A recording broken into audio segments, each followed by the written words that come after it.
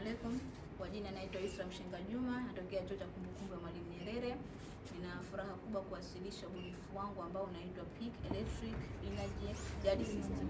Sababu iliyopelekea kufanya ubunifu huu, katika jamii yetu tumeona kuna changamoto na jamii kubwa na matumizi mabaya ya umeme, hali inapelekea vifaa kuzidiwa vya umeme na kupelekea kuharibika.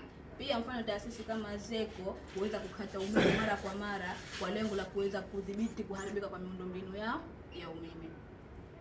Mfumo huu umeundwa na component tatu.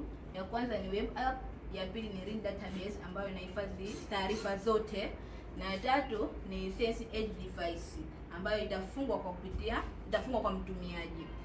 Mfumo huu unafanya kazi vipi?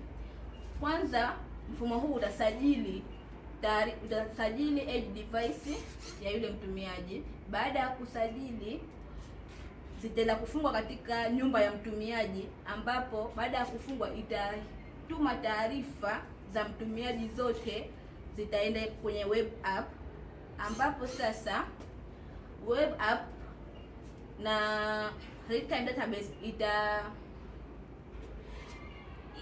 itamwangalia mtumiaji yupo katika hali gani ya matumizi ya umeme. Ikiwa yupo katika normal usage, itaonyesha katika hali ya kawaida. Ikiwa yupo katika abnormal usage, maana yake itampa alert ya kumuonyesha kwamba yupo katika matumizi ambayo si sahihi anatakiwa kutumia. Na disabled usage, maana yake amezidi kile kiwango cha matumizi ambayo anatakiwa kuyatumia, hali ambayo itakata umeme moja kwa moja. Atapewa penalty. Baada ya kulipa penalty, atapewa kodi za kwenda kuingiza katika mita yake.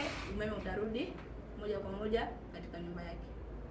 Ubunifu huu ukiwezeshwa, unaweza ukatumiwa na taasisi kama vile taasisi ya nishati ya umeme kama vile ZECO kwa hapa Zanzibar.